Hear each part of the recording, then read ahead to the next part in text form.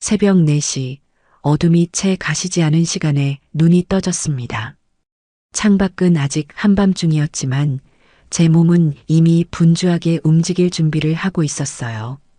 오늘 아들 녀석 집에 가는 날이거든요. 1년에 몇 번 안 되는 큰 행사나 마찬가지라 이 늙은 몸도 긴장을 하는 모양입니다. 뻐근한 허리를 두드리며 일어나 가장 먼저 부엌으로 향했습니다. 냉장고를 열자 미리 손질해둔 재료들이 저를 기다리고 있었어요.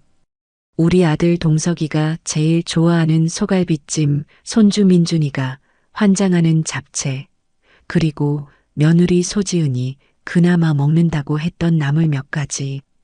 이것들을 다 하려면 해가 중천에 뜰 때까지 서둘러야 했습니다. 갈비는 어제부터 핏물을 빼고 양념에 재워둬서 깊은 맛이 잘 뱄을 거예요. 큼지막한 냄비에 갈비를 안치고 배와 양파를 갈아 넣으며 달큼한 냄새가 퍼지기 시작하니 벌써부터 아들 녀석이 맛있게 먹을 생각에 입가에 미소가 지어졌습니다. 잡채는 손이 많이 가는 음식이라 조금 귀찮기는 해도 할머니 잡채 최고 라며 엄지를 치켜 세우던 손주 얼굴이 아른거려 빼놓을 수가 없었지요. 시금치는 파릇하게 데쳐서 조물조물 무치고 도라지는 소금물에 바득바득 씻어 쓴맛을 뺀 뒤 기름에 달달 볶았습니다. 만드는 내내 이걸 받은 우리 며느리가 고맙다는 말은 하려나 하는 생각이 잠시 스쳤지만 이내 고개를 저었습니다. 며느리 좋으라고 하는 게 아니라 내 아들, 내 손주 먹이려고 하는 거니까요. 그런 걸로 속상해하면 저만 손해라는 걸 살아오면서 진작에 깨달았어요. 몇 시간을 꼬박 서서 음식을 하고 나니 온몸이 땀으로 젖고 허리가 끊어질 듯 아파왔습니다. 하지만 정성껏 만든 음식들을 큼지막한 유리 반찬통에 나눠 담으니 마음만은 부자가 된 것 같았어요. 이걸로 며칠은 우리 아들, 손주가 든든하게 밥을 먹을 수 있겠지요. 반찬통 하나하나가 어찌나 무거운지 이걸 다 들고 갈 생각을 하니 눈앞이 캄캄했습니다. 그래도 어쩌겠어요. 자식 입에 밥 들어가는 게 부모에겐 가장 큰 기쁨인 것을요. 김치통까지 야무지게 챙겨 넣으니 시장 좌판 하나는 차릴 수 있을 만큼 짐이 불어났습니다. 아이고 허리야. 절로 곡소리가 나왔지만 저는 낑낑거리며 현관문 앞에 짐을 모두 옮겨두었습니다. 옷을 갈아입고 혹시나 빠뜨린 건 없는지 마지막으로 집안을 둘러본 뒤 무거운 가방을 양손에 나눠들고 집을 나섰습니다. 버스 정류장까지 가는 짧은 길도 오늘따라 천리길처럼 멀게만 느껴졌어요. 버스에 올라타니 다행히 빈자리가 하나 있어 겨우 엉덩이를 붙였습니다. 무거운 짐은 무릎 위에 고이 올려놓고 차창 밖으로 스쳐 지나가는 풍경을 바라보았습니다. 1시간을 넘게 달려 시외버스 터미널에 도착했고 거기서 또 아들네 동네로 가는 버스를 갈아탔습니다. 버스 안은 젊은 사람들로 가득했고 저처럼 커다란 짐을 든 사람은 없었어요. 다들 가벼운 몸으로 스마트폰만 들여다보고 있었지요. 괜히 제가 시대에 뒤떨어진 사람처럼 느껴져 고개를 푹 숙였습니다. 버스는 2시간을 더 달렸고 거기서 끝이 아니었습니다. 아들 녀석이 사는 아파트 단지는 지하철역에서도 한참을 걸어 들어가야 했거든요. 마지막으로 지하철에 몸을 실었을 땐 거의 녹초가 된 상태였습니다. 계단을 오르내릴 때마다 무릎이 시큰거렸고 땀은 비 오듯 흘렀습니다. 4시간, 꼬박 4시간이 걸렸어요. 새벽에 일어나 밥하고 짐 싸고 버스 타고 지하철 타고 드디어 아들 녀석이 사는 삐까번쩍한 아파트 단지 입구에 섰을 땐 다리에 힘이 풀려 주저앉고 싶을 지경이었습니다. 하지만 이제 다 왔다는 생각에 마지막 힘을 쥐어짰어요. 경비실을 지나 아파트동 입구에 서서 비밀번호를 누르고 엘리베이터를 기다렸습니다. 띵 소리와 함께 엘리베이터 문이 열리고 저는 17층 버튼을 눌렀습니다. 17층. 올라가는 짧은 시간 동안 우리 아들 성공했구나 하는 대견한 마음과 이렇게 좋은 집에 살면서 어미한테 전화 한 통하는 게 그리도 힘들었나 하는 서운한 마음이 교차했습니다. 현관문 앞에 서서 초인종을 눌렀어요. 잠시 뒤 문이 열리고 며느리 소지은이 얼굴을 내밀었습니다. 어머니 오셨어요? 며느리는 귀에 스마트폰을 대고 통화하는 중이었습니다. 제게는 눈인사만 건넬 뿐 반갑게 맞이하거나 제가 들고 있는 무거운 짐을 받아줄 생각은 전혀 없어 보였어요. 저는 그래 하고 멋쩍게 대답하며 낑낑거리며 신발장 앞에 짐을 내려놓았습니다. 아들 집 현관은 언제나처럼 백화점 쇼핑백과 택배 상자로 어지러웠습니다. 며느리는 여전히 통화에 열중한 채 거실 소파로 쏙 들어가 버렸어요. 마치 저는 투명 인간이라도 된 것 같았습니다. 어머, 진짜? 걔가 그랬다고? 말도 안 돼. 그래서 어떻게 됐는데?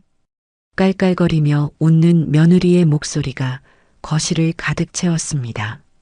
저는 신발을 벗고 거실로 들어섰지만 며느리는 제게 눈길 한 번 주지 않았어요. 저는 어디 앉아야 할지도 몰라 잠시 뻘쭘하게 서 있었습니다. 손주 민준이는 학원에 갔는지 보이지 않았고요. 텅 빈 집, 그리고 저를 없는 사람 취급하는 며느리. 제가 4시간 동안 그 고생을 하며 달려온 결과가 고작 이건가 싶어 맥이 탁 풀렸습니다.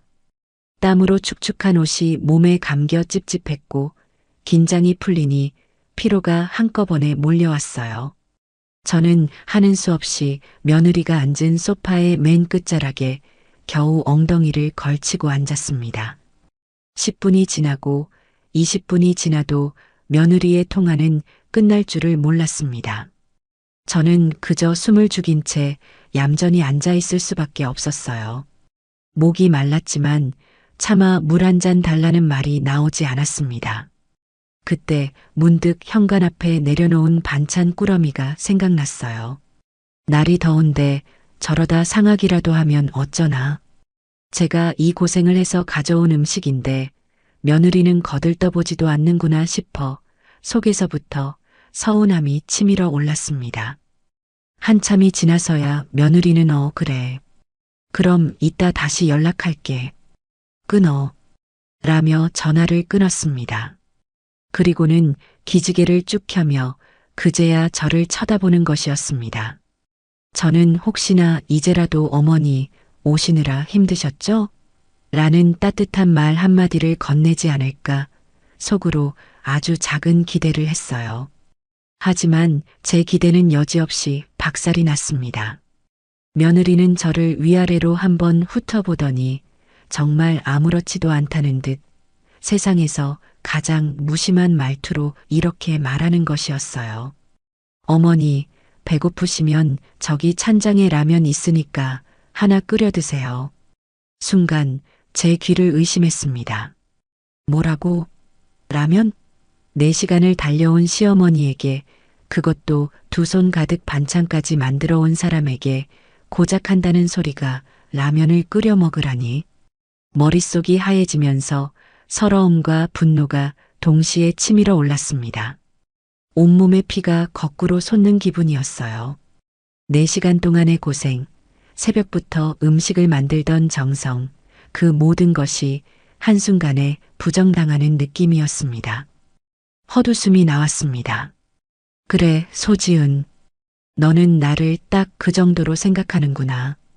4시간을 걸려 너희 집에 온 시어머니를 배고프면 라면이나 알아서 끓여 먹는 그런 존재로. 저는 아무 말도 하지 않았습니다. 화를 내거나 서운함을 토로하지도 않았어요. 그럴 가치도 없는 상대라는 생각이 들었기 때문입니다. 대신 제 마음속에서는 아주 차가운 결심 하나가 생겨나고 있었어요. 그래, 좋다. 라면이라. 아주 좋은 생각이야.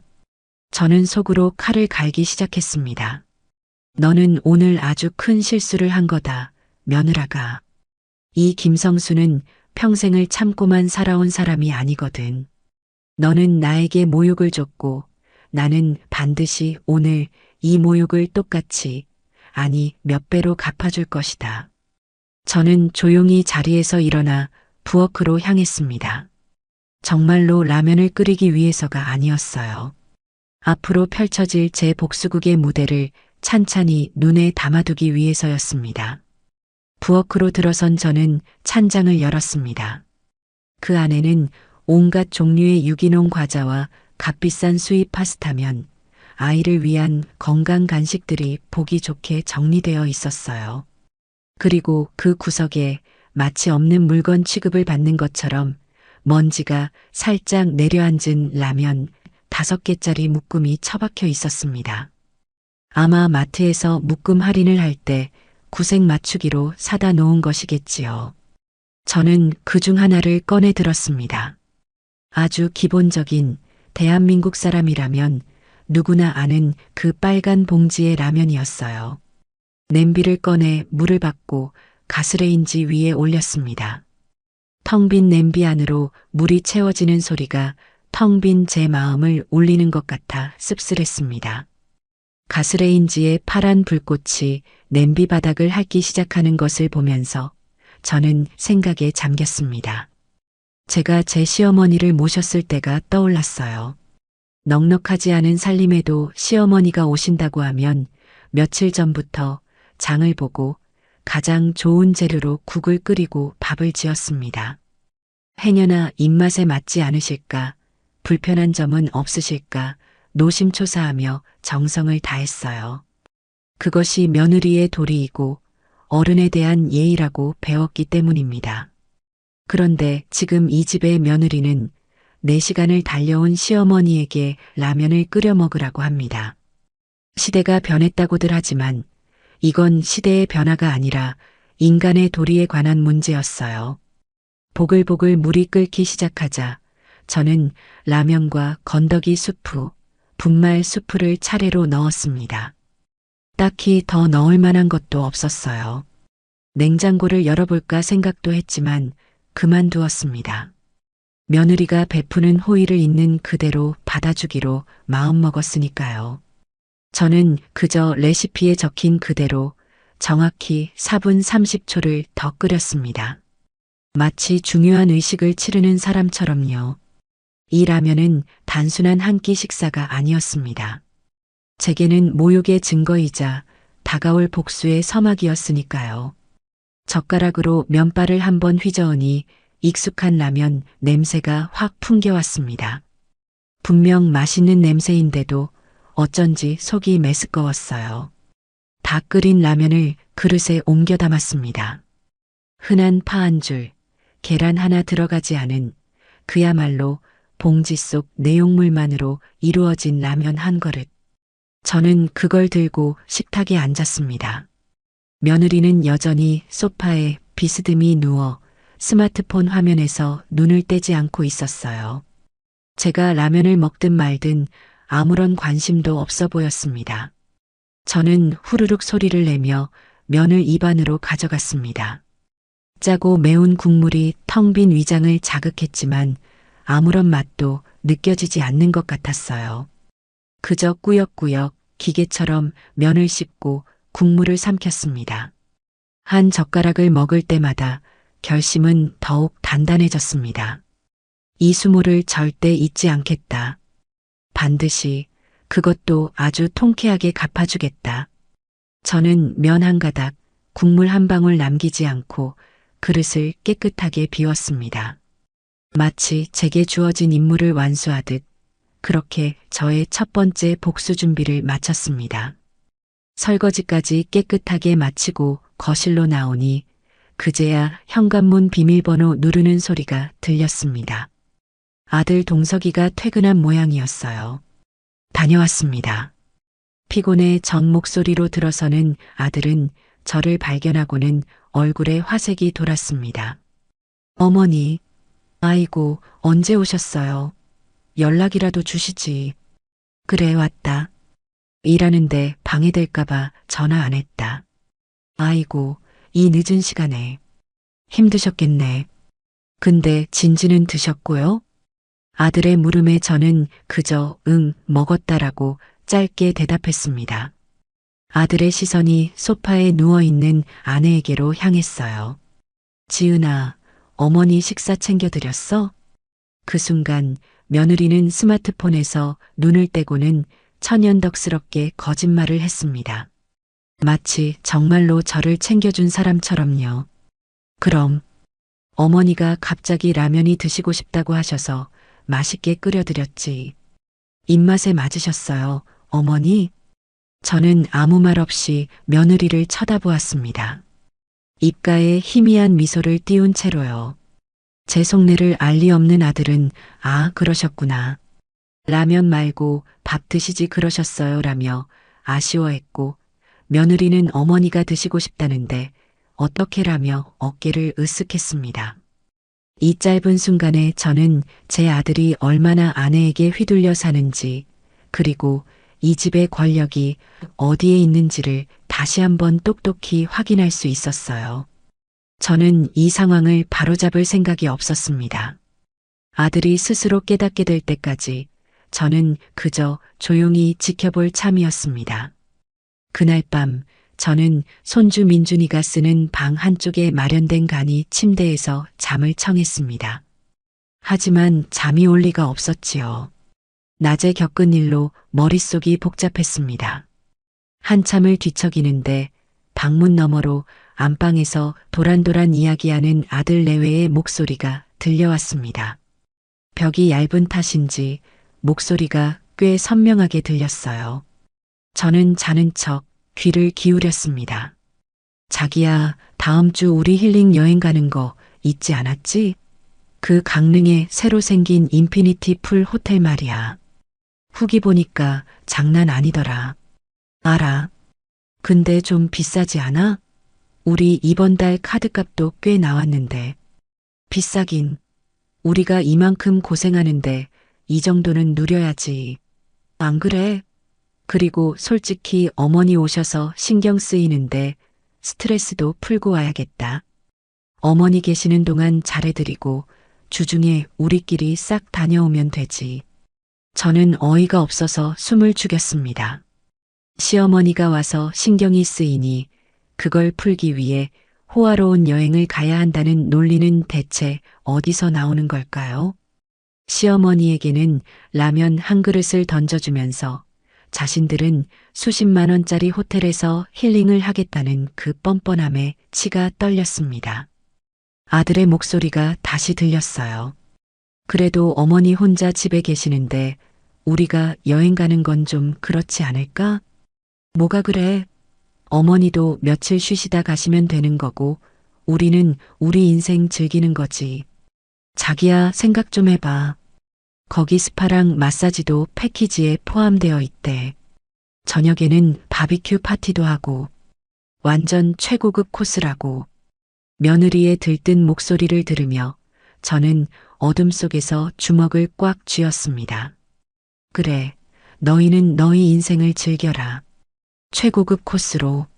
나는 내 방식대로 내 인생을 즐겨주마.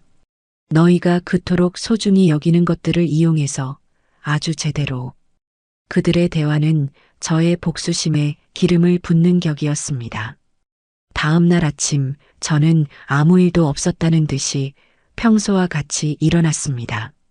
며느리는 제가 가져온 반찬들을 꺼내 아침상을 차렸어요. 참으로 아이러니한 풍경이었습니다. 제가 해온 갈비찜을 접시에 담는 며느리의 모습을 보며 저는 속으로 웃었습니다. 아침 식사를 하는 동안 아들은 회사 대출금 이자가 또 올랐다며 한숨을 쉬었습니다. 바로 그때라고 생각했어요. 저는 밥숟가락을 내려놓고 아주 인자하고 안쓰럽다는 표정을 지으며 입을 열었습니다. 동서가, 지은아, 너희 사는 거 보니 안쓰러워서 말이다. 두 사람의 시선이 제게로 향했습니다.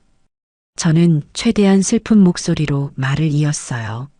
내가 평생 아끼고 모은 돈이 좀 있는데 그냥 쥐고 있어봐야 썩기밖에 더하겠니?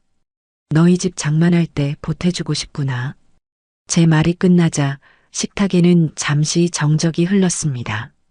아들은 당황한 표정이었고 며느리의 눈은 그 어느 때보다 반짝이고 있었어요. 그 눈빛에서 저는 탐욕이라는 두 글자를 선명하게 읽을 수 있었습니다. 복수의 칼날을 갈 준비는 끝났습니다. 이제 잘 벼린 칼을 휘두를 때가 온 것이지요. 저는 만족스러운 미소를 속으로 삼키며 다시 밥을 먹기 시작했습니다. 제가 돈 이야기를 꺼내자마자 식탁의 공기는 완전히 달라졌습니다. 아들 동석이는 어쩔 줄 몰라 하며 손사래를 쳤어요. 어머니, 무슨 말씀이세요? 저희 괜찮아요. 어머니 노후에 쓰셔야 할 돈을 저희가 어떻게 받아요? 착한 아들이었지요. 하지만 옆에 앉은 며느리의 생각은 전혀 달라 보였습니다. 며느리는 놀란 토끼 같은 표정을 지으면서도 제 입에서 다음 말이 나오기만을 애타게 기다리는 눈치였어요. 저는 그런 며느리의 속내를 훤히 들여다보며 결정적인 미끼를 던지기로 했습니다. 아니다. 부모가 자식한테 이 정도 해주는 건 당연한 거다. 너희가 잘 살아야 나도 마음이 편하지. 며느리가 조심스럽게 입을 열었습니다. 그 목소리는 평소에 톡 쏘는 톤과 달리 꿀이라도 바른 듯 달콤했어요. 어머님 정말이세요? 저희야 주시면 너무 감사하지만 그래도 괜찮으시겠어요? 저는 고개를 끄덕이며 마치 큰 비밀을 알려주듯 목소리를 낮춰 말했습니다. 한 5천만 원쯤 된다. 큰 돈은 아니지만 너희 새 출발에 보탬이 됐으면 좋겠구나. 5천만 원. 그 액수가 며느리의 입에서 나온 순간 저는 며느리의 동공이 크게 확장되는 것을 똑똑히 보았습니다. 짧은 순간 숨을 멈췄던 며느리는 이내 거의 비명에 가까운 탄성을 질렀어요. 어머님, 세상에 5천만 원이라니요. 어머님, 저희가 어떻게 이 큰 돈을.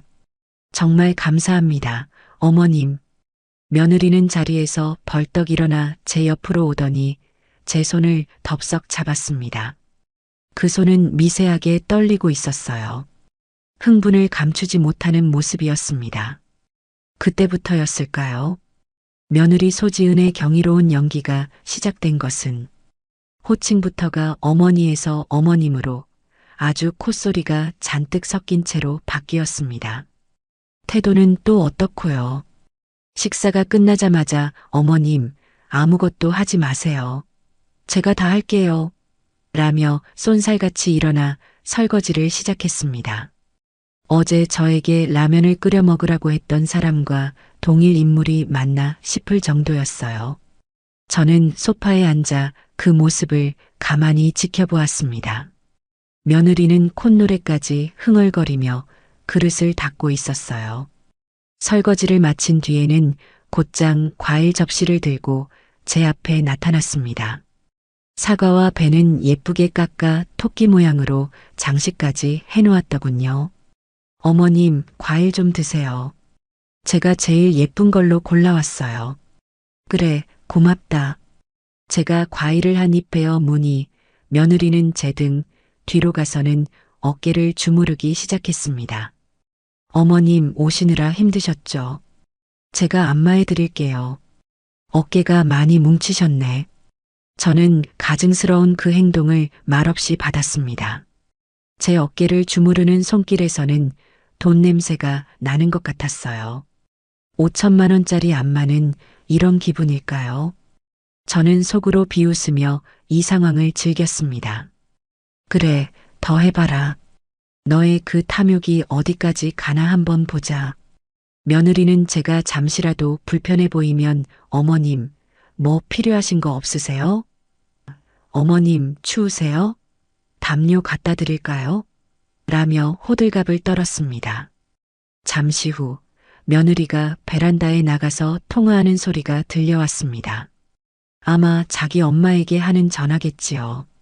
저는 못 듣는 척 TV 소리를 조금 더 키웠지만 며느리의 흥분한 목소리는 그 소리를 뚫고 제 귀에 정확히 박혔습니다. 엄마, 대박이야. 시어머니가 글쎄 우리한테 5천만 원을 주신대. 진짜로? 진짜라니까. 우리 이제 이 답답한 집 말고 더 넓은 데로 이사 갈 수 있겠어. 응, 갑자기 왜 그러시는지는 모르겠는데 아무튼 완전 웬 떡이야. 아, 그래서 말인데 다음 주에 강릉 가기로 한 거 취소해야 할 것 같아. 시어머니가 돈 주시기 전에 점수 좀 팍팍 따놔야지. 그렇군요. 저에게 잘 보이는 것이 그 값비싼 힐링 여행보다 더 중요해진 것이지요. 돈의 위력이란 참으로 대단했습니다. 사람을 저렇게 순식간에 바꿔놓으니까요.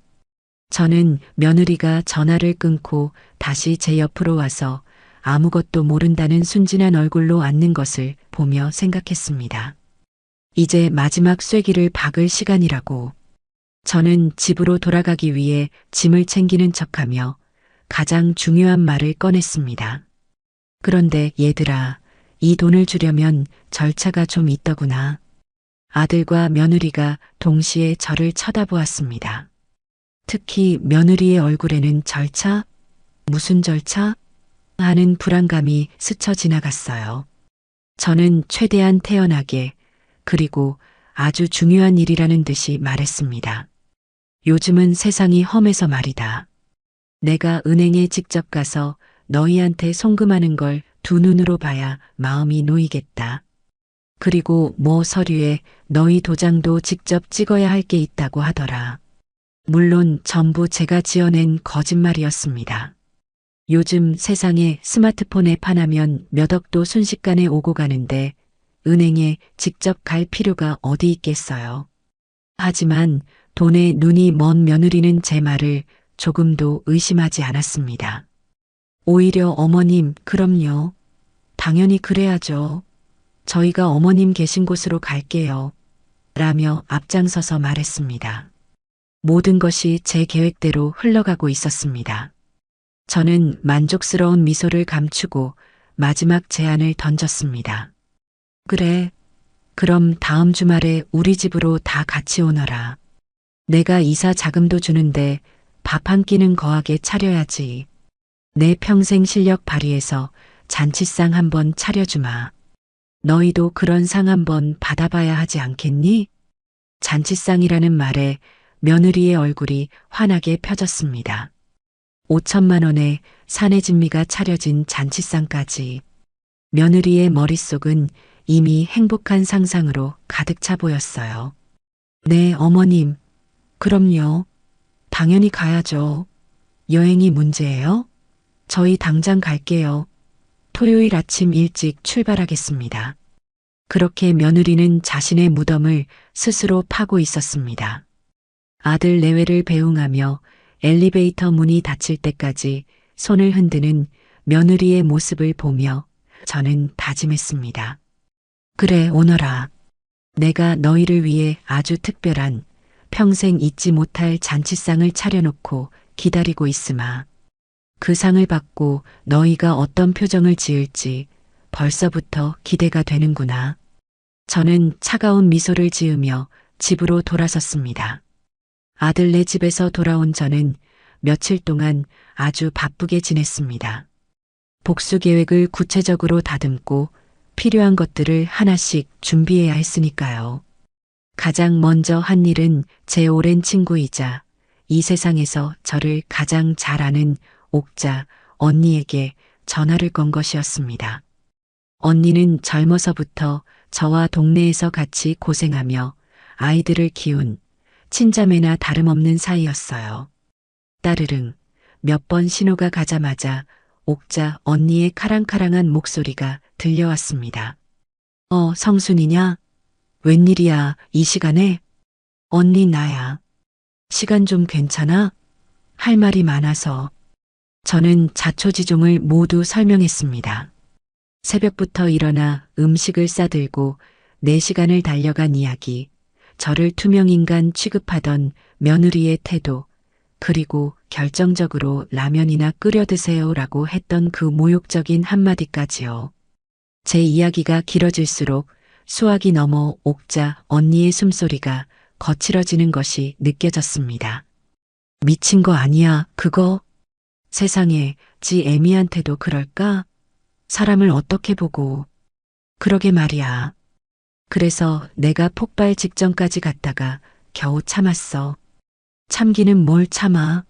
그런 것들은 머리채를 잡고 흔들어서 아주 밥상머리 교육부터 다시 시켜야 해. 옥자 언니는 저보다 더 흥분해서는 길길이 날뛰었습니다. 저는 그런 언니를 진정시키며 제 계획을 이야기해 주었어요.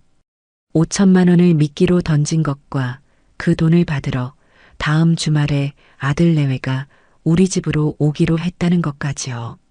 제 계획을 다 들은 옥자 언니는 잠시 말이 없더니 이내 아주 통쾌하다는 듯이 웃음을 터뜨렸습니다. 푸아, 역시 김성순이야.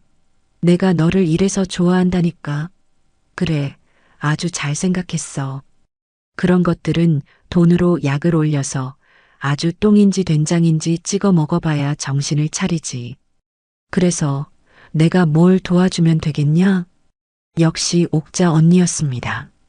저는 기다렸다는 듯이 제 부탁을 말했어요. 언니, 다른 건 필요 없고 토요일 저녁 7시쯤에 우리 집에 잠깐만 들러줘. 아주 재미있는 구경을 하게 될 거야. 와서 바람 좀 잡아줘. 당연하지. 내가 아주 바람을 잡다 못해 태풍을 일으켜주마. 팝콘이라도 튀겨가야겠네. 기대하고 있겠다, 성순아. 든든한 지원군을 얻은 저는 마음이 한결 가벼워졌습니다. 이제 무대 장치를 준비할 차례였어요. 그 주 내내 제 휴대전화는 잠잠할 날이 없었습니다. 바로 며느리 소지은의 전화 때문이었지요. 하루에도 2~3번씩 전화를 걸어와서는 제 안부를 묻고 온갖 아양을 떨었습니다. 첫 번째 전화는 월요일 점심때쯤 걸려왔습니다. 어머님, 저 지은이에요. 식사는 하셨어요? 뭐 드셨어요? 저는 속으로 라면 말고 쌀밥 먹었다, 왜? 라고 외치고 싶었지만 겉으로는 아주 다정하게 대답했습니다. 응, 그냥 김치에 밥 대충 먹었다. 너는 뭐 먹었니? 저는 자기랑 잠깐 나와서 파스타 먹었어요.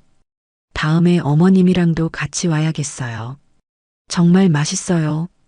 파스타라는 말에 헛웃음이 나왔지만 저는 그래, 그러자라며 상냥하게 전화를 끊었습니다. 수요일 저녁에는 또 전화가 왔습니다. 이번에는 더 가관이었어요. 어머님, 주말에 뭐 특별히 드시고 싶은 거 있으세요? 저희가 장봐 갈까요? 어머님 회 좋아하시죠? 아니면 한우는요? 뭐든 말씀만 하세요.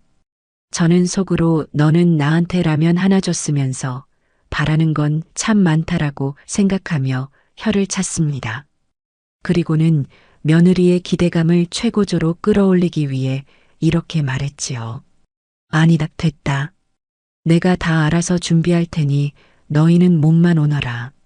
그냥 기대만 잔뜩 하고 오렴. 제 말에 어느리는 네, 어머님. 정말 기대돼요. 라며 아이처럼 기뻐했습니다. 금요일 오후에는 영상 통화까지 걸려왔어요. 화면에는 손주 민준이의 얼굴이 나타났습니다. 할머니, 보고 싶어요. 할머니 집에 언제 가요? 민준이의 말은 반가웠지만 그 뒤에서 할머니한테 사랑한다고 해드려야지라며 속삭이는 며느리의 목소리를 들으니 씁쓸했습니다. 아이까지 이용해가며 제 환심을 사려는 모습이 안쓰러울 지경이었어요. 저는 민준이와 몇 마디 대화를 나눈 뒤 전화를 끊었습니다. 그리고 결전의 날, 토요일을 하루 앞둔 금요일 오후, 저는 시장이 아닌 동네에서 가장 큰 대형마트로 향했습니다. 카트를 끌고 가장 먼저 향한 곳은 정육 코너도 수산물 코너도 아니었어요. 바로 라면 코너였습니다. 제 눈앞에는 그야말로 라면의 신세계가 펼쳐져 있었습니다. 벽면 하나를 가득 채운 온갖 종류의 라면들. 빨간 국물 라면, 하얀 국물 라면, 짜장 라면, 비빔 라면, 볶음 라면. 저는 마치 전쟁을 앞둔 장수처럼 비장한 표정으로 라면들을 하나씩 카트에 담기 시작했습니다. 며느리가 제게 줬던 가장 기본적인 라면부터 시작해서 젊은 사람들이 좋아한다는 아주 매운 볶음면, 해물이 들어간 프리미엄 짬뽕 라면, 그리고 일부러 가장 값싼 PB 상품 라면까지 봉지라면, 컵라면을 가리지 않고 종류별로 골고루 담았습니다. 제 카트가 라면 상자로 가득 차는 것을 보며 마트 직원들과 다른 손님들이 힐끔힐끔 쳐다봤지만 저는 전혀 신경 쓰지 않았어요. 계산대에 카트를 밀고 가자 계산하던 아주머니가 놀란 눈으로 저를 쳐다봤습니다. 어머니, 어디 야유회 가세요? 라면을 이렇게나 많이. 저는 그저 인자하게 웃으며 대답했습니다. 네, 집에 아주 귀한 손님들이 오셔서요. 라면 파티를 해드리려고요. 집으로 돌아온 저는 사온 라면들을 그냥 쌓아두지 않았습니다. 부엌 찬장 하나를 전부 비운 뒤 그곳에 라면들을 보기 좋게 진열하기 시작했어요. 마치 편의점 진열장처럼 브랜드별로, 종류별로 줄을 맞춰 정리했습니다. 신라면, 진라면, 너구리, 안성탕면, 짜파게티, 불닭볶음면, 팔도비빔면. 찬장 하나가 라면 박물관처럼 변해갔습니다.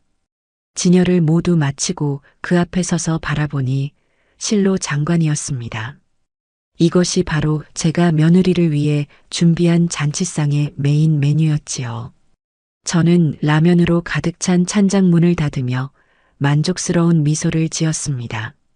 모든 준비는 끝났습니다. 배우들은 각자의 역할을 숙지했고 무대 장치도 완벽하게 설치되었습니다. 이제 내일 주인공인 아들과 며느리가 이 무대 위로 등장하기만 하면 됩니다. 저는 내일 벌어질 일을 상상하며 오랜만에 아주 깊고 편안한 잠을 청했습니다. 제 인생에서 가장 통쾌한 연극의 막이 오르기를 기다리면서요. 결전의 날인 토요일 아침이 밝았습니다. 저는 그 어느 때보다 개운하게 잠에서 깼습니다. 창문으로 들어오는 아침 햇살이 마치 제 오랜 서름을 씻어주고 다가올 승리를 축복해주는 서광처럼 느껴졌습니다. 밤새 뒤척이기는커녕 제 인생의 가장 통쾌한 연극이 될 그 장면들을 하나하나 머릿속으로 수없이 반복 재생하며 아주 깊고 편안한 잠을 잤습니다. 저는 서두르지 않고 평소처럼 하루를 시작했습니다. 거실 창문을 활짝 열어 밤새 가라앉았던 공기를 내보내고 신선한 아침 공기를 들이마시니 머리가 맑아지는 기분이었습니다. 콧노래를 흥얼거리며 집안 구석구석을 쓸고 닦았습니다. 단순한 청소가 아니었어요. 그것은 마치 중요한 의식을 앞두고 재단을 정화하는 무녀의 몸짓과도 같았습니다. 오만하고 무례한 며느리에게 아주 값비싼 인생의 교훈을 선물할 이 신성한 장소에 먼지한 톨의 오점도 남기고 싶지 않았습니다. 반짝반짝 윤이 나는 마룻바닥, 티끌 하나 없이 닦인 유리창, 정갈하게 정돈된 가구들은 모두 다가올 연극을 위한 완벽한 무대 장치가 되어 주었습니다. 저는 장식장 위에 놓인 남편의 흑백 사진을 마른 수건으로 정성껏 닦았습니다. 사진 속 남편은 여전히 젊고 늠름한 모습으로 저를 보며 웃고 있었어요. 저는 나지막이 남편에게 말을 건넸습니다. 여보, 보고 있어요? 오늘 내가 아주 큰일 하나 치르려고 해요. 당신이 살아있었다면 아마 잘한다. 김성순. 하고 내 등을 두드려 주었겠지요?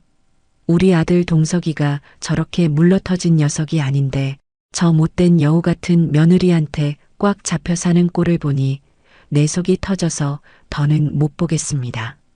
오늘 내가 우리 아들 정신도 번쩍 들게 하고 저 아이 버르장머리도 다 단단히 고쳐놓을 테니 하늘에서 지켜보면서 응원해줘요.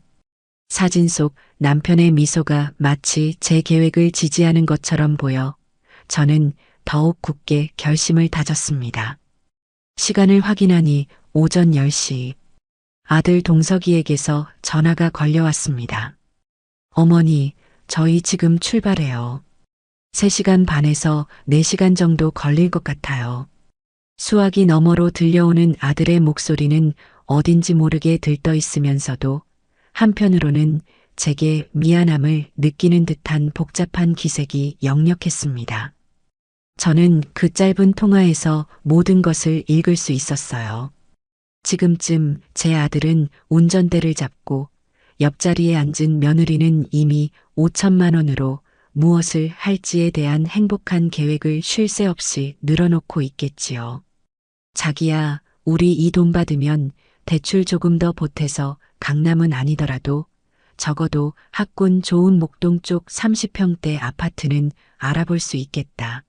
민준이 교육을 위해서라도 꼭 옮겨야 해. 라며 제잘거리는 며느리와 그래 하면서도 한편으로는 늙은 어머니의 평생 모은 돈을 받는다는 사실에 마음 한구석이 무거울 제 아들의 모습이 눈에 선했습니다. 그들은 분명 제가 차려줄 잔치상에 대한 기대도 한껏 하고 있을 터였습니다. 어머님이 잔치상 차려주신댔는데 뭘까? 갈비찜? 아니면 비싼 대게라도 찌셨을까? 그들의 부푼 기대가 클수록 잠시 뒤에 마주할 절망의 크기도 더욱 깊고 어두워질 것이라는 생각에 제 입가에는 차가운 미소가 번졌습니다.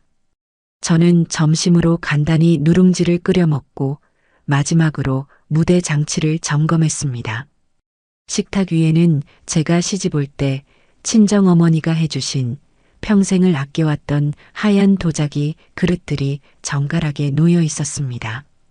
은수저는 며칠 전부터 미리 닦아놓아 눈이 부실 정도로 반짝반짝 빛나고 있었고요.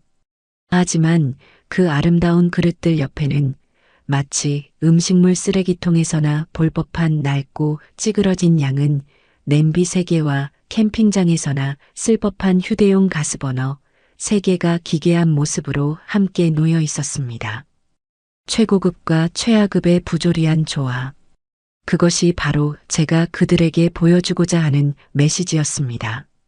너희가 나를 대하는 태도가 바로 이와 같다는 것을, 너희는 겉으로는 나를 어머님이라 부르며 최고로 대접하는 척하지만 속으로는 찌그러진 양은 냄비처럼 하찮게 여기고 있다는 것을. 부엌 찬장문을 열어라면 박물관이 이상 없는지 마지막으로 확인하고 저는 소파에 앉아 뜨개질을 하며 그들을 기다렸습니다. 초조함은 전혀 없었어요. 오히려 덫을 놓고 사냥감을 기다리는 노련한 사냥꾼처럼 제 마음은 얼음장처럼 차분했고 머리는 수정처럼 맑았습니다. 오후 2시가 조금 넘었을 때 드디어 현관 초인종 소리가 울렸습니다. 띵동. 고요한 집안을 가르는 그 소리가 제게는 드디어 연극의 시작을 알리는 장엄한 종소리처럼 들렸습니다.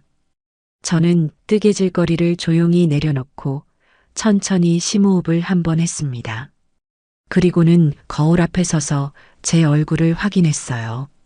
입꼬리를 살짝 끌어올려 세상에서 가장 인자하고 자애로운 모든 것을 용서하고 품어줄 것 같은 어머니의 미소를 완벽하게 만들어낸 뒤인 현관으로 향했습니다. 문을 열자 예상했던 그대로의 모습이 저를 맞았습니다. 4시간의 운전으로 얼굴에는 피곤한 기색이 역력했지만 며느리 소지은의 얼굴은 아침부터 미용실에라도 다녀온 듯 완벽하게 세팅된 머리와 두꺼운 화장으로 완벽하게 무장하고 있었습니다. 입에는 탐욕스러운 기대감이 가득한 미소가 걸려 있었고 손에는 제가 처음 보는 명품 핸드백이 들려 있었어요. 아마 오늘 이 돈을 받아 돌아가는 길에 백화점에 들를 생각까지 하고 온 모양이었습니다. 아들 동석이는 제게 미안한 듯 멋쩍은 표정을 지으며 누가 봐도 오는 길에 급하게 산 것이 분명한 유명 프랜차이즈 제과점의 롤케이크 상자를 내밀었습니다. 어머니, 저희 왔어요. 주말이라 그런지 오는데 차가 좀 막혀서요. 아이고, 우리 아들, 우리 예쁜 며느리. 어서 오너라. 세상에 이 먼 길을 오느라 정말 고생 많았다. 길 막히는데 운전하느라 얼마나 힘들었어. 저는 할리우드 배우의 버금가는 연기력으로 그들을 반기며 안으로 들였습니다. 며느리는 아니에요, 어머님. 하나도 안 힘들었어요. 라고 말하면서도 집 안으로 들어서자마자 개처럼 코를 킁킁거리기 시작했습니다. 갈비찜 냄새, 잡채 냄새, 혹은 그 어떤 맛있는 음식 냄새라도 찾아내려는 필사적인 몸짓이었지요. 하지만 집 안에는 제가 아침에 뿌려놓은 상쾌한 라벤더향 방향제 냄새 외에는 아무런 냄새도 나지 않았습니다. 며느리의 미간이 미세하게, 하지만 분명하게 찌푸려지는 것을 저는 놓치지 않았습니다. 어머님, 집이 정말 깨끗하네요. 향기도 좋고요. 그런데 저는 무슨 맛있는 냄새가 진동할 줄 알았는데 며느리가 애써 실망감을 감추며 말을 흐리자 저는 웃으며 대답했습니다. 너희 온다고 아침부터 대청소 좀 했지. 음식은 걱정 마라. 내가 손이 얼마나 빠른데. 금방 뚝딱 차려줄 테니 일단 거기 앉아서 물이라도 한 잔 마시면서 숨 좀 돌리렴. 저는 그들을 식탁으로 안내했습니다. 식탁 위에 펼쳐진 기이한 광경을 본 아들과 며느리의 표정에는 노골적인 당혹감이 스쳐 지나갔습니다. 어머님, 이게 다 뭐예요? 상차림이 꼭 샤브샤브라도 해주시려고요? 아들이 어색하게 웃으며 묻자 저는 고개를 저었습니다. 제 표정에는 의미심장한 미소가 걸려 있었어요. 아니다. 샤브샤브보다 훨씬 더 특별하고 귀한 걸 준비했지. 저는 그들에게 시원한 결명자차를 한 잔씩 따라주고는 잠시 어색한 침묵이 흐르도록 내버려 두었습니다. 그 침묵 속에서 저는 그들의 속마음을 읽고 있었습니다.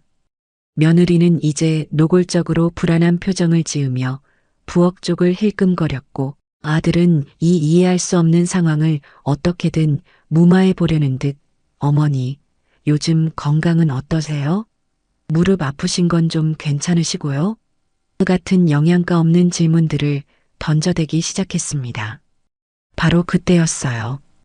더 이상 그들의 초조함을 내버려 두는 것은 예의가 아니라고 판단한 저는 자리에서 일어나 연극 배우가 무대 중앙으로 걸어가듯 비장하게 부엌으로 향했습니다.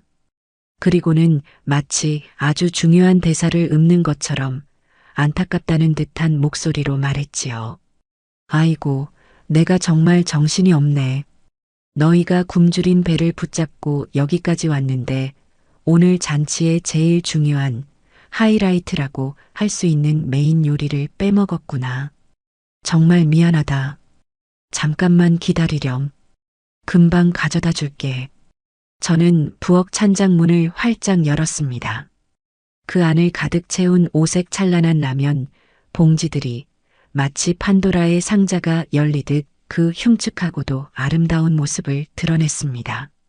저는 그 중에서 가장 크고 화려한 마치 명절 선물 세트처럼 포장된 박스 2개를 꺼내 들었습니다. 안에는 대한민국에서 판매되는 거의 모든 종류의 라면들이 빈틈없이 빼곡하게 담겨 있었지요. 저는 그 박스들을 양손에 들고 개선장군처럼 당당하게 식탁으로 돌아와 쿵 하는 집 전체가 울릴 것 같은 큰 소리가 나도록 내려놓았습니다. 아름다운 도자기 그릇과 반짝이는 은수저, 그 옆에 놓인 찌그러진 양은 냄비와 휴대용 버너, 그리고 그 가운데 산처럼 쌓인 라면 박스들. 이 완벽하게 부조리하고 기괴한 조합을 마주한 아들과 며느리는 마치 메두사라도 마주한 것처럼 그 자리에 그대로 굳어버렸습니다. 저는 그들의 얼굴을 차례로 훑어본 뒤 마지막으로 며느리 소지은에게 시선을 고정했습니다.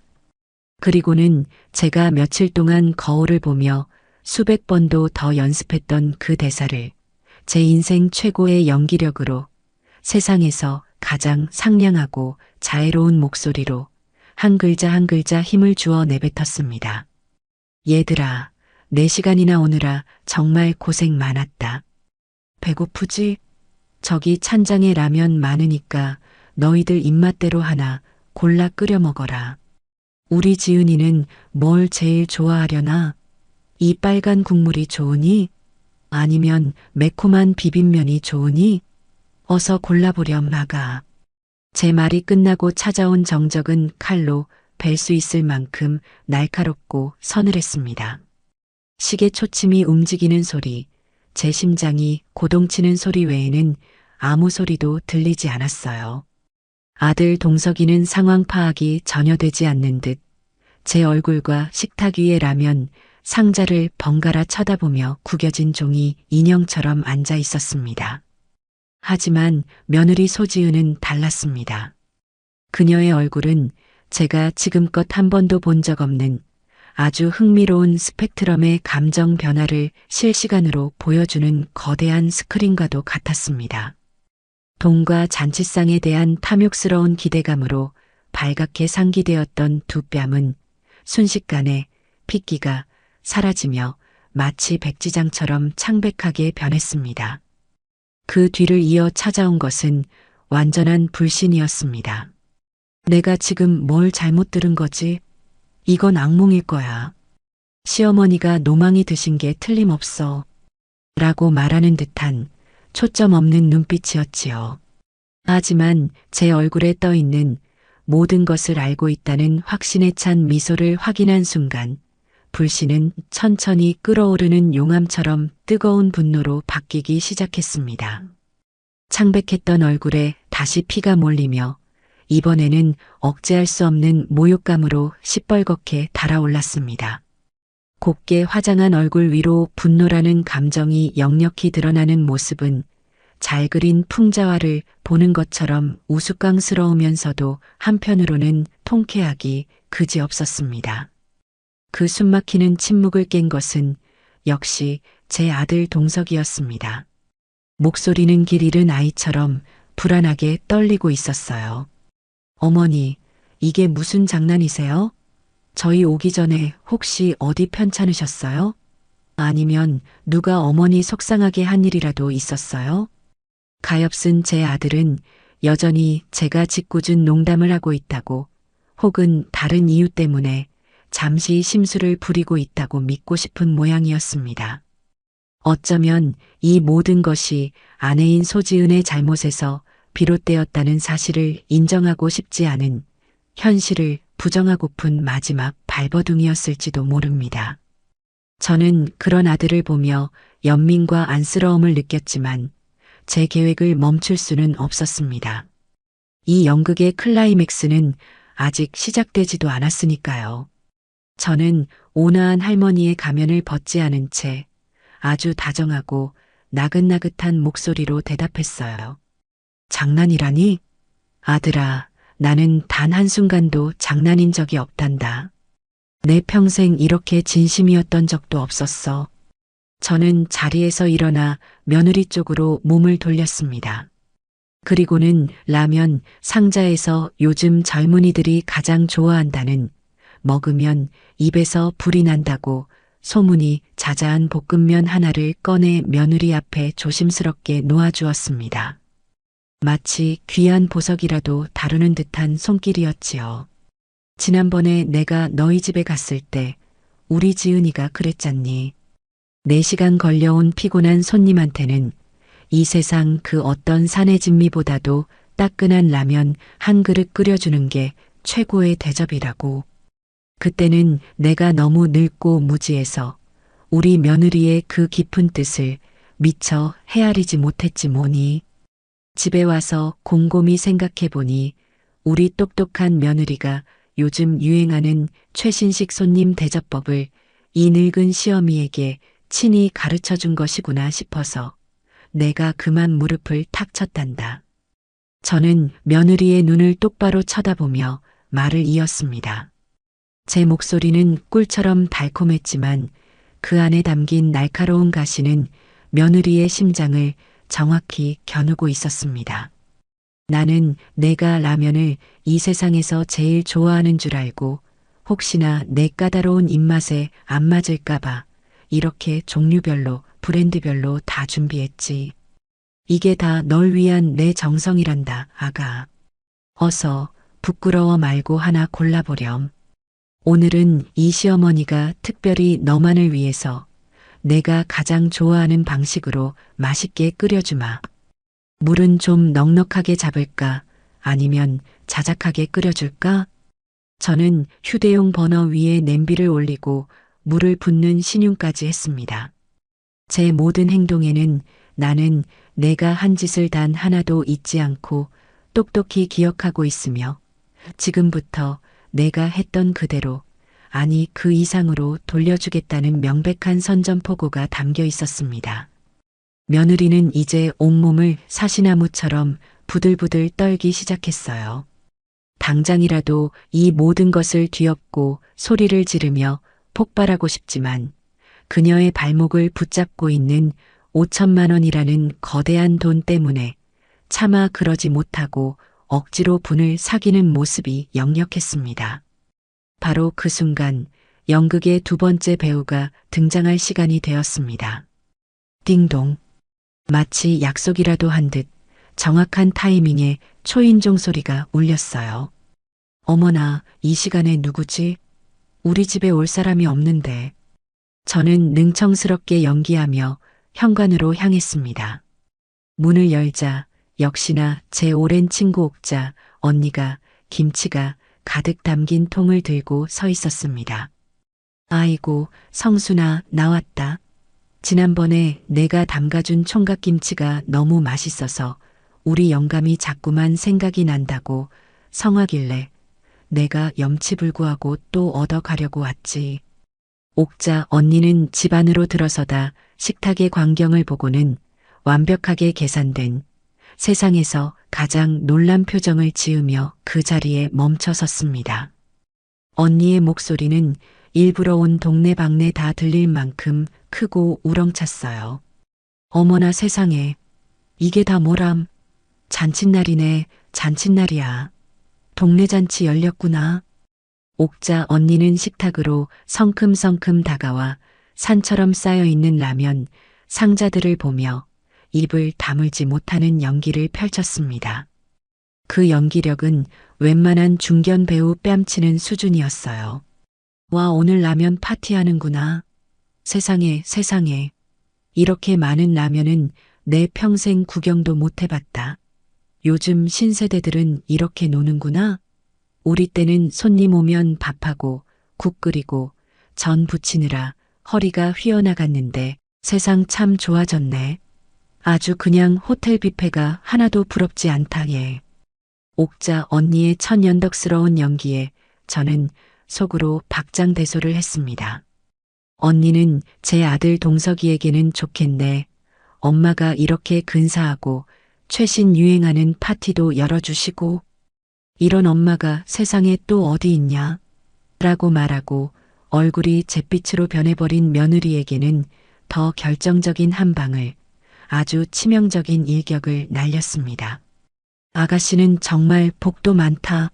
나도 우리 며느리한테 이렇게 해줘야지. 아가씨, 이 많은 것 중에 뭐가 제일 맛있어? 나도 하나 끓여 먹고 가면 안 될까? 이렇게 귀하고 성대한 잔치 자리인데 나도 한 젓가락 끼워도 되지. 성순아, 나 저기 젖짜장 라면이 제일 맛있어 보이는데. 외부인의 등장은 며느리에게는 최악의 시나리오, 그야말로 지옥의 문이 열린 것과 같았을 겁니다. 이것이 그저 시어머니의 변덕이나 심술이 아니라 완벽하게 계획된 공개적인 망신주기라는 것을 깨닫게 했을 테니까요. 며느리가 그토록 중요하게 생각하는 자신의 체면이, 자신의 우아함이 이웃에게까지 낱낱이 공개되고 조롱당하고 있다는 사실을 깨달은 것입니다. 며느리의 입술이 파르르 떨리는 것을 보며 저는 옥자 언니에게 승리의 눈짓을 보냈습니다. 우리의 이 완벽한 합동 공격은 며느리의 마지막 남은 이성의 끈을 끊어버리기에 충분했습니다. 라면 파티의 분위기는 이제 폭발 직전의 화산처럼 최고조에 달하고 있었습니다. 옥자 언니의 활용점정과도 같은 대사에 며느리 소지은이 억지로 눌러 담고 있던 분노의 둑이 마침내 와르르 무너져 내렸습니다. 그녀는 용수철처럼 자리에서 벌떡 일어나며 손바닥으로 식탁을 세게 내리쳤고 텅 빈 양은 냄비들이 깡 하는 요란하고 천박한 소리를 내며 바닥으로 나뒹굴었습니다. 어머님, 며느리의 목소리는 그동안 제가 들어왔던 교양 있는 척 내숭을 떨던 어떤 목소리와도 달랐습니다. 그것은 날카롭다 못해 귀가 찢어질 듯한 히스테리가 가득 찬 비명이었습니다. 곱게 포장되어 있던 강남 사모님 같은 교양과 체면이라는 껍데기가 산산조각 나며 완전히 벗겨져 나간 날 것 그대로의 분노와 증오가 담긴 목소리였지요. 지금 저희를 뭘로 보시고 대체 무슨 생각으로 이런 유치하고 저급한 장난을 치시는 거예요? 사람이 어떻게 자기 자식한테 이럴 수가 있어요. 저희가 이딴 라면 쪼가리나 대접받으려고 그 지옥 같은 주말 고속도로를 4시간이나 운전해서 온 줄 아세요? 그녀의 눈에는 눈물이 그렁그렁 맺혀 있었지만 그것은 슬픔이나 뉘우침의 눈물이 아니었습니다.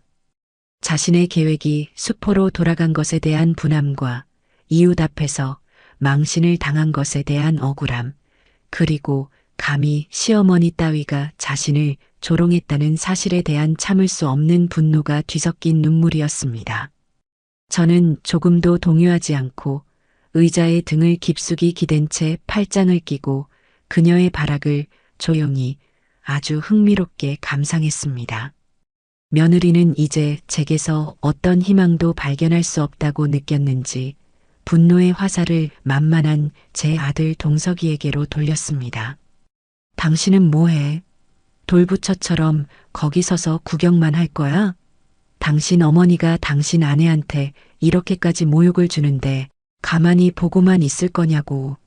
이게 정상적인 상황이라고 생각해? 역시 당신도 당신 어머니랑 똑같은 사람이야. 아들은 아내의 날 선 고함과 제 차가운 시선 사이에서 옴짝달싹 못하며 마치 죄인처럼 고개를 푹 숙인 채 어쩔 줄 몰라 했습니다. 며느리는 이성을 완전히 잃은 듯 그동안 제 앞에서는 단 한 번도 드러낸 적 없었던 마음속 깊은 곳에 숨겨왔던 천박한 본심을 거침없이 토해내기 시작했습니다. 돈 준다고 사람 불러다 놓고 이게 무슨 짓이세요? 네, 5천만 원. 어머님 평생 모아도 다시는 못 만져볼 그 큰 돈 주신다면서요.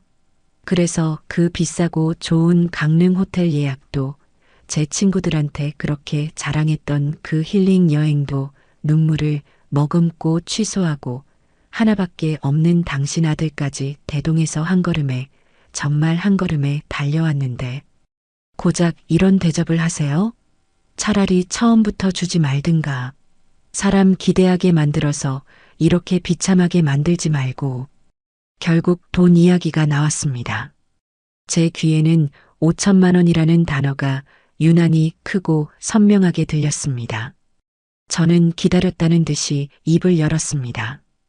이제까지의 상냥하고 인자한 할머니 가면은 산산조각 내어 던져버린 얼음장처럼 차갑고 강철처럼 단단한 목소리였습니다. 장난? 모욕? 비참? 내 입에서 그런 고상한 단어들이 나오니 참으로 우습고 기가 막히는구나. 저는 자리에서 천천히 일어나 사냥감을 몰아세우는 늙은 암사자처럼 며느리에게 한 걸음 다가섰습니다. 제 섯을 퍼런 기세에 눌린 며느리가 저도 모르게 한 걸음 뒤로 물러섰습니다. 내가 4시간을 걸려 갈비찜에 잡채, 도라지나물에 시금치나물, 내가 좋아하는 연근조림까지 내 허리가 부서져라 만들어 바리바리 싸들고 너희 집에 갔을 때 땀으로 온몸이 젖고 다리가 풀려 지쳐 소파에 앉아있는 이 늙은 시어미에게 너는 뭐라고 했지? 어디 한번 내 입으로 직접 말해보거라. 제 서늘한 질문에 며느리의 얼굴이 백지장처럼 하얗게 질렸습니다. 저는 그녀가 대답할 틈도 주지 않고 그녀가 했던 말을 그대로 읊어주었습니다. 어머니, 배고프시면 저기 찬장에 라면 있으니까 하나 끓여 드세요. 바로 내가 나한테 똑같이 말했다. 그때는 시어머니에 대한 지극하고도 현대적인 효도 방식이었고 지금 똑같이 내가 당하니까 사람을 비참하게 만드는 저급하고 유치한 모욕이니 내 딴에는 너한테 배운 대로 이 시대의 가장 세련된 방식으로 최고의 대접을 해준 건데 내가 대체 무엇을 잘못했느냐? 너한테는 그게 예의고 나한테는 예의가 아니더냐? 아니면 나는 사람도 아니더냐? 제 말이 하나하나 쐐기처럼 박힐 때마다 제 아들 동석이의 표정은 점점 더 일그러져 갔습니다. 그제야 모든 퍼즐 조각이 완벽하게 맞춰지는 듯 했습니다. 그날 저녁 텅 빈 식탁에서 혼자 라면을 먹고 있던 어머니의 쓸쓸한 뒷모습, 라면이 갑자기 드시고 싶었다고 아주 맛있게 끓여드렸다고 천연덕스럽게 거짓말을 하던 아내의 얼굴. 아들은 모든 상황을 깨닫고는 깊은 충격과 참을 수 없는 부끄러움에 고개를 떨구었습니다. 저는 그런 아들에게로 시선을 돌렸습니다. 그리고 너 박동석, 너는 내 아들이다. 이 세상 누구보다 내 편이 되어 주어야 할 내 아들이라고. 내 어미가 그런 푸대접을 받는 것을 뻔히 보고도 내 아내의 새빨간 거짓말에 속아 그렇게 쉽게 넘어갔지. 아들이라면 그리고 한 여자의 남편이라면 그때 무엇이 잘못되었는지 무엇이 사람의 도리인지 제대로 바로잡았어야지.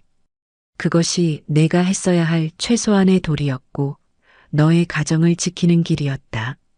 아들은 어머니 제가 정말 죽을 죄를 지었습니다라며 기어들어가는 목소리로 사죄했지만 이미 버스는 떠난 뒤였습니다. 이제 이 잔혹한 연극의 마지막 대단원의 막을 내릴 시간이었습니다. 저는 깊은 한숨을 내쉬며 마치 아주 오랫동안 고민하여 어려운 결정을 내린 사람처럼 말했습니다. 아, 그리고 너희가 그토록 기다리던 그 5천만 원 말이다. 나는 정말로 내 모든 진심을 다해 너희를 위해 주려고 했다. 그 말에 꺼져가던 불씨처럼 며느리의 눈이 다시 희미하게 흔들렸습니다. 혹시나 하는 마지막 한 가닥의 희망, 그 동아줄을 놓지 못하는 가련한 모습이었어요. 저는 그 희망의 동아줄을 제 손으로 직접 아주 무자비하고 단호하게 끊어주기로 마음먹었습니다. 그런데 오늘 보니 너희는 내 돈을 받을 자격이 추호도 없구나. 사람에 대한 최소한의 예의도 부모에 대한 아주 기본적인 공경도 없는 사람들에게 내 평생을 허리띠 졸라매며 아끼고 모은 피 같은 돈을 단 한 푼도 줄 수는 없지. 저는 창백하게 굳어버린 며느리를 향해 희미한 미소까지 지어 보이며 말했습니다. 내가 나한테 힐링이 필요하다고 했었지. 며느라가 곰곰이 생각해보니 내 말이 100번 맞더구나. 평생 자식들 뒷바라지하느라 손발이 다 닳도록 고생한 나에게도 이제는 힐링이라는 것이 필요하겠어. 그래서 그 돈 5천만 원은 내가 내 힐링 여행 가는데 전부 쓰기로 오늘 아침에 마음먹었다. 내 덕분에 아주 좋은 생각을 했으니 참으로 고맙기 그지없구나. 어머니, 그건 안 됩니다. 며느리는 믿을 수 없다는 듯 저를 불렀지만 모든 것은 끝난 뒤였습니다. 저는 식탁을 턱짓으로 가리키며 말했습니다. 잔치상은 이걸로 끝났으니 이제 그만 돌아가 보거라. 갈 길이 4시간이나 되니 어두워지기 전에 서둘러야지. 저녁 시간이라 차가 더 막힐지도 모르겠구나. 저는 바닥에 나뒹구는 라면 봉지 하나를 주워 며느리에게 내밀었습니다. 아, 혹시 가는 길에 배고플지 모르니 여기 있는 라면이라도 몇 개 싸가려무나. 내가 너희에게 주는 마지막 선물이다. 제 말은 완벽한 승리 선언이자 그들에게 내리는 가장 가혹한 판결이었습니다. 돈도 명예도 체면도 그 무엇 하나 얻지 못한 채 완벽하게 패배한 며느리는 그 자리에 주저앉아 버릴 것만 같았습니다. 옥자 언니는 옆에서 통쾌하다는 표정을 감추지 못한 채 보란 듯이 아이고 속 시원하다 라고 중얼거렸고 제 아들은 죄인처럼 고개를 숙인 채 아무 말도 하지 못했습니다. 이 통쾌하고도 씁쓸하기 짝이 없는 라면 파티는 그렇게 저의 완벽한 승리로 막을 내리고 있었습니다. 제가 내린 마지막 판결은 그 자체로 완벽한 추방령이었습니다. 가서 라면이나 싸 가려무나라는 제 말은 그들이 그토록 원했던 5천만 원짜리 잔치상의 최종 메뉴였고 그들이 치러야 할 모욕의 대가였습니다. 며느리 소지은은 더 이상 아무 말도 하지 못했습니다. 분노로 타오르던 얼굴은 이제 모든 것을 잃은 사람처럼 잿빛으로 변해 있었고 넋이 나간 눈동자는 초점을 잃고 허공을 헤매고 있었어요. 제 아들 동석이는 죄인처럼 푹 숙인 고개를 들지 못했습니다. 그 아이의 어깨가 축 처진 것을 보니 아들로서의 죄책감과 남편으로서의 무력감, 그리고 한 인간으로서의 깊은 수치심이 그를 얼마나 짓누르고 있는지 느껴져 마음 한구석이 아려왔습니다. 하지만 저는 애써 그 연민을 외면했습니다. 지금의 이 혹독한 시련이 앞으로 제 아들이 더 단단한 사람이 되는데 꼭 필요한 성장통이 되리라 믿었기 때문입니다. 옥자 언니는 제 옆에서 보란 듯이 팔짱을 끼고 서서 그들이 쫓겨나는 모습을 끝까지 지켜보았습니다. 마치 이 연극의 모든 것을 관장하는 또 다른 연출가처럼요. 아들 내외는 아무것도 챙기지 못하고 마치 몽유병 환자처럼 비틀거리며 현관으로 향했습니다. 신발을 구겨 신고 문을 나서는 그들의 뒷모습은 전쟁에서 패하고 돌아가는 패잔병의 모습처럼 처량하기 짝이 없었습니다. 저는 옥자 언니와 함께 현관문 앞에 서서 그들이 엘리베이터를 기다리는 것까지 지켜보았습니다. 며느리는 끝내 제 쪽을 돌아보지 않았고 아들은 차마 제 얼굴을 마주할 용기가 없는지 벽만 쳐다보고 있었어요. 띵 소리와 함께 엘리베이터 문이 도착하자 옥자 언니는 그들의 등 뒤에 대고 마지막 결정타를 날렸습니다. 아가씨, 너무 서운해 마. 다음에 올 땐 내가 아주 기가 막히게 맛있는 김치라면 끓이는 법 가르쳐 줄게. 오늘 아주 큰 거 배우고 가네. 그 말을 들은 며느리의 어깨가 움찔하고 경련하는 것이 보였습니다. 엘리베이터 문이 닫히고 그들의 모습이 완전히 사라진 뒤에야 저와 옥자 언니는 서로를 마주보고 참았던 웃음을 터뜨렸습니다. 아이고 성순아, 내 덕에 내 10년 묵은 체증이 다 내려가는 것 같다. 속이 다 후련하네. 언니는 제 등을 두드리며 연신 통쾌해했습니다. 하지만 제 마음 한편은 웃음 뒤에 찾아오는 씁쓸함으로 무겁게 가라앉고 있었습니다. 그 시각 지옥 같은 침묵이 흐르는 차 안의 풍경은 제가 상상했던 것과 크게 다르지 않았을 겁니다. 집으로 돌아가는 4시간의 여정은 그들에게는 아마 40년처럼 길고 고통스러운 시간이었을 거예요. 처음 한 시간 동안은 차 안에 그 어떤 소리도 없었겠지요. 라디오도 음악도 없이 오직 타이어가 아스팔트를 스치는 소리와 내비게이션의 기계적인 목소리만이 그들의 동행이었을 겁니다. 동석이는 죄인처럼 운전대만 붙잡고 있었을 테고 며느리는 창밖만 바라보며 이를 악물고 분노를 사귀고 있었을 테지요. 그 차 안의 공기는 아마 칼로 베어낼 수 있을 만큼 무겁고 유독가스보다 더 지독했을 겁니다. 그리고 그 침묵을 깬 것은 역시나 며느리였을 겁니다. 하지만 그 입에서 나온 것은 반성이나 사과가 아니었겠지요. 모든 책임을 제 아들에게 돌리는 비난과 원망이 가득한 독설이었을 겁니다. 다 당신 때문이야. 당신이 무능해서, 당신이 우유부단해서, 당신 어머니 하나 제대로 휘어잡지 못해서 오늘 우리가 이 꼴을 당한 거다고. 당신만 똑바로 했어도 이런 일은 없었어. 그깟 늙은이 하나. 컨트롤 못해서 5천만 원을 날려? 당신 같은 남자랑 사는 내 인생이 불쌍하다, 정말. 아마 이런 식의 상대를 핥히고 상처내는 말들을 쏟아냈겠지요. 하지만 이번에는 제 아들 동석이도 예전처럼 가만히 듣고만 있지는 않았을 겁니다. 오늘 겪은 충격과 수치심은 그동안 아내의 기에 눌려있던 그의 마음에 작은 불씨를 지폈을 테니까요. 내 탓? 지금 이 상황이 내 탓이라고? 우리 어머니가 아니라 바로 너 때문이잖아.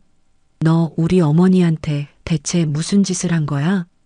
감히 어떻게 4시간을 달려온 어른한테 라면을 끓여 먹으라는 말을 할 수가 있어. 내 입에서 어떻게 그런 말이 나와? 내가 사람이냐? 아마 제 아들은 평생 처음으로 아내에게 그렇게 소리를 질렀을 겁니다. 그리고 그들의 싸움은 걷잡을 수 없이 커졌겠지요. 그동안 골마 터지기 직전이었던 모든 문제들이 한꺼번에 터져 나왔을 겁니다. 돈 문제, 양가 부모님 문제, 서로에 대한 존중 문제까지. 그들의 화려한 아파트와 값비싼 차, 명품 옷으로도 감출 수 없었던 그들 관계의 민낯이 그 좁은 차 안에서 처참하게 드러났을 겁니다. 그렇게 서로에게 깊은 상처를 남긴 채 그들은 자신들의 성과 같았던 집으로 돌아갔을 테고 그 집은 더 이상 안식처가 아닌 차갑고 텅 빈 상자처럼 느껴졌을 거예요. 그렇게 며칠의 시간이 흘렀습니다. 저는 옥자 언니와 매일 통화하며 그날의 승리를 곱씹었고 정말로 힐링 여행을 떠나기 위해 인터넷으로 크루즈 여행 상품을 알아보기 시작했습니다. 지중해 7박 8일 크루즈. 화면에 떠 있는 화려한 사진들을 보니 정말로 그 5천만 원을 나를 위해 써도 좋겠다는 생각이 들었어요. 아들 내외에게는 아무런 연락도 하지 않았고 먼저 연락이 오기를 기다리지도 않았습니다. 공은 이제 그들에게 넘어갔으니까요. 사건이 있고 나흘째 되던 날 저녁 모르는 번호로 전화가 걸려왔습니다. 받을까 말까 망설이다 받았는데 수화기 너머에서는 아무 소리도 들리지 않았어요. 여보세요? 하고 몇 번을 묻자 마침내 아주 작은 흐느끼는 소리가 들려왔습니다. 제 아들 동석이었습니다. 어머니, 저 동석이에요. 아들의 목소리는 완전히 무너져 있었습니다. 그는 말을 잇지 못하고 한참을 울기만 했습니다. 어린아이가 서럽게 울부짖는 것 같은 그 소리에 제 마음도 찢어지는 듯 아팠습니다. 하지만 저는 아무 말 없이 아들이 울음을 그칠 때까지 기다려 주었습니다. 한참이 지나서야 아들은 겨우 갈라진 목소리로 입을 열었습니다. 어머니, 제가 다 잘못했어요. 정말 죄송합니다. 어머니, 제가 불효자식입니다. 아들은 모든 것을 고백했습니다. 그동안 며느리가 저를 은근히 무시하고 하대했던 것들을 사실은 알고 있었지만 아내와의 관계가 틀어지는 것이 두려워 애써 외면하고 방관했다는 것을요. 그리고 그날 집에 돌아와서 태어나서 가장 크게 아내와 싸웠다는 이야기도 했습니다. 며느리는 아직도 자기가 뭘 잘못했는지 모른 채 5천만 원을 날려버린 저와 제 아들을 원망하며 며칠째 말 한마디 하지 않고 있다는 것이었습니다. 아들의 고해성사는 길고도 처절했습니다. 모든 말을 마친 아들은 다시 흐느끼며 제게 용서를 구했습니다. 저는 잠시 눈을 감고 깊은 한숨을 내쉬었습니다. 그리고는 마음을 다잡고 단호하지만 어머니로서의 연민이 담긴 목소리로 말했습니다. 울지 마라, 아들아. 사내는 그렇게 함부로 눈물을 보이는 게 아니다. 제 말에 아들이 울음을 그치려 애쓰는 것이 느껴졌습니다. 저는 차분하게 말을 이었습니다. 내가 흘리는 그 눈물은 지금 이 순간의 내 감정일 뿐 아무것도 바꾸거나 해결하지 못한다. 사과는 말로 하는 것이 아니고 눈물로 하는 것은 더더욱 아니다. 내가 정말로 잘못했다고 뼈저리게 느낀다면 이제부터는 행동으로 보여라. 저는 아들에게 제가 원하는 것이 무엇인지 분명하게 알려주었습니다. 내 아내가 무엇을 잘못했는지, 왜 우리 모두가 이 지경까지 오게 되었는지 스스로 깨닫고 진심으로 내게 무릎 꿇고 사과하게 만들어다. 내가 설득하라는 말이 아니다. 그녀 스스로가 깨닫게 하라는 말이다. 그리고 너는 내 자신에게 물어라. 내가 앞으로 어떤 남편이 되어야 하고 어떤 아들이 되어야 할지를. 그 답을 찾아서 내 삶으로 증명해 보이기 전까지는 나도 너를 아들로 볼 생각이 없다. 내 가정을 바로 세우는 것은 내 몫이다. 동서가. 저는 그 말을 마지막으로 전화를 끊었습니다. 수화기를 내려놓는 제 손이 미세하게 떨리고 있었습니다. 아들에게 너무 가혹하게 말한 것은 아닐까 하는 생각도 잠시 들었지만 이내 고개를 저었습니다. 썩은 살을 도려내지 않고서는 새살이 돋아날 수 없는 법이니까요. 저는 거실 창가에 서서 어두워진 밤하늘을 바라보았습니다. 이제 이 길고 긴 싸움의 이막이 시작될 참이었습니다. 아들과의 통화 이후 저는 제 삶에 집중하기로 했습니다. 마치 아무 일도 없었다는 듯이, 아니, 오히려 해방감과 새로운 활기로 가득 찬 사람처럼요. 저는 더 이상 아들 내외의 연락을 기다리거나 그들의 변화를 기대하며 시간을 낭비하지 않았습니다. 대신 제 말에 책임을 지기 위해 정말로 힐링 여행을 실행에 옮겼습니다. 옥자 언니와 함께 떠나는 4박 5일간의 제주도 특급 호텔 여행. 지중해 크루즈는 아니었지만 제 인생에서는 그 어떤 여행보다 호화롭고 사치스러운 여행이었습니다. 저는 제 평생 모은 돈의 일부를 오직 저 자신을 위해 쓰기로 결심한 것이지요. 제주도에 도착한 첫날부터 저는 제 아들과 며느리가 보란 듯이 제 SNS 계정에 사진을 올리기 시작했습니다. 옥자 언니와 저는 마치 20살 처녀들처럼 행동했어요. 바다가 한눈에 내려다 보이는 통유리창이 있는 호텔 레스토랑에서 우아하게 칼질을 하며 와인을 마시는 사진, 최고급 스파에서 가운을 입고 나란히 누워 마사지를 받는 사진, 해변의 카페에 앉아 칵테일을 마시며 활짝 웃는 사진까지. 모든 사진에는 저의 행복과 여유가 넘쳐 흘렀습니다. 그리고 저는 사진마다 아주 정성스럽게 해시태그를 달았어요. 해시태그 내 인생 최고의 힐링, 해시태그 역시 돈이 최고네, 해시태그 아들보다 친구가 낫다, 해시태그 며느리 덕분에 호강, 해시태그 5천만 원짜리 라면 먹으려다, 해시태그 제주도 VVIP 입성. 이것은 그저 즐거움을 과시하는 행위가 아니었습니다. 이것은 완벽하게 계산된 현대적인 방식의 심리전이었어요. 저는 아들 내외가, 특히 며느리가 제 SNS를 샅샅이 염탐하고 있다는 것을 알고 있었습니다. 제가 올리는 사진 한 장, 한 장이, 제가 쓰는 문구 하나가 그들에게는 비수처럼 날아가 가슴에 박힐 것이라는 것도요. 너희가 걷어찬 돈으로 나는 이렇게 행복하게 잘 살고 있다. 나는 너희 없이도 아무렇지도 않다. 오히려 더 행복하다. 라는 메시지를 저는 아주 세련되고 효과적인 방식으로 전달하고 있었던 겁니다. 여행 마지막 날 저는 옥자, 언니와 함께 제주시의 가장 유명한 흑돼지 식당에 갔습니다. 지글지글 익어가는 두툼한 고기를 보며 며느리에게 대접하려 했던 갈비찜이 떠올랐습니다. 하지만 이제는 아무런 미련도 아쉬움도 없었습니다. 오히려 제가 직접 구워 먹는 이 흑돼지 한 점이 그 어떤 잔치상보다도 더 달고 맛있게 느껴졌습니다. 그렇게 꿈 같은 4박 5일이 지나고 저는 완전히 재충전되어 김포집으로 돌아왔습니다. 여행의 여독을 풀고 다시 평화로운 일상으로 돌아온 지 일주일쯤 지났을까요? 그동안 아들에게서는 단 한 통의 연락도 오지 않았습니다. 저는 그것이 아들이 제게 받은 숙제를 하고 있는 과정이라고 생각하고 묵묵히 제 시간을 보냈습니다. 그러던 어느 토요일 오후였습니다. 거실에서 뜨개질을 하며 TV를 보고 있는데 현관 초인종이 울렸습니다.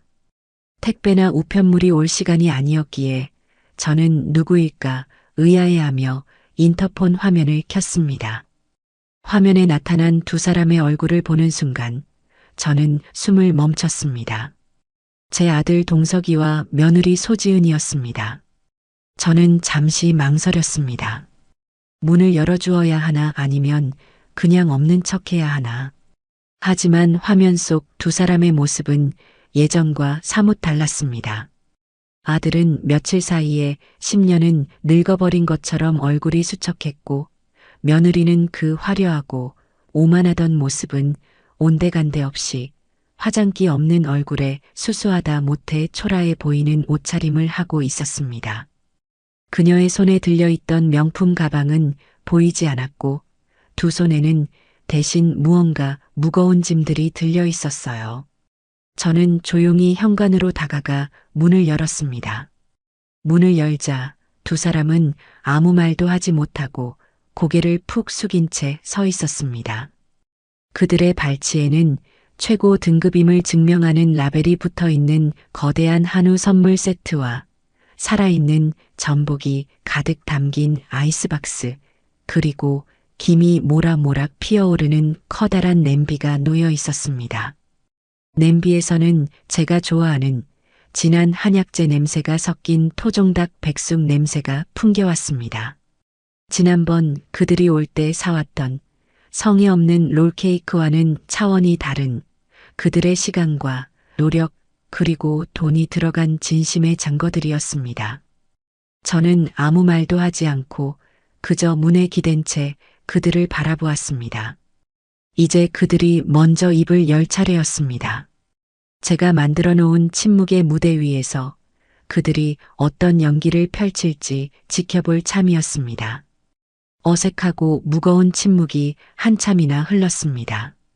아들은 아내의 눈치만 살피며 어쩔 줄 몰라 했고 며느리는 입술만 달싹일 뿐 차마 입을 떼지 못하고 있었어요.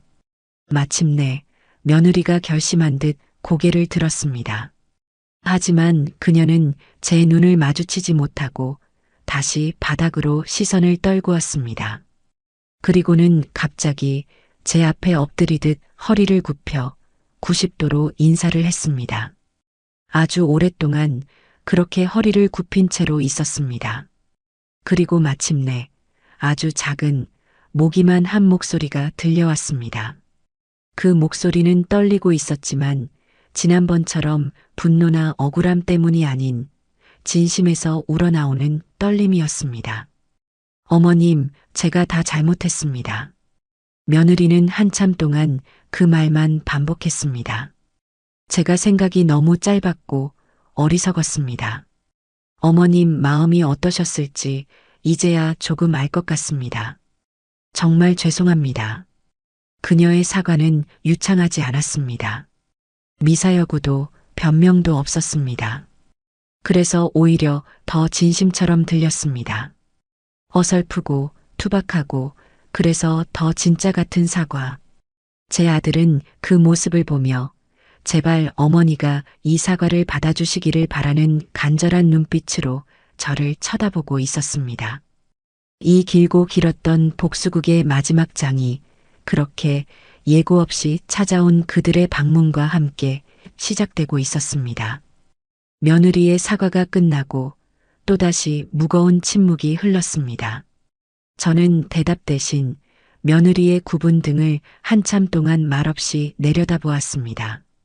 그녀의 어깨가 가늘게 떨리고 있는 것이 보였어요. 제 머릿속에서는 수많은 생각들이 스쳐 지나갔습니다. 이 사과가 진심일까? 아니면 이 상황을 모면하기 위한 또 다른 연기일까? 만약 연기라면 나는 또다시 속아 넘어가야 하는 걸까? 하지만 동시에 사람은 변할 수 있지 않을까?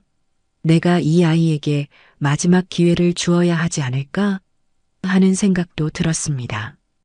용서란 과거를 잊어주는 것이 아니라 상대방에게 변화의 가능성을 열어주는 것이라고 누군가 말했지요. 저는 바닥에 놓인 한우 세트와 전복, 그리고 김이 피어오르는 백숙 냄비를 차례로 훑어보았습니다. 저것들은 단순한 선물이 아니었습니다. 그것은 그들이 흘렸을 시간과 노력, 그리고 고민의 흔적이었습니다.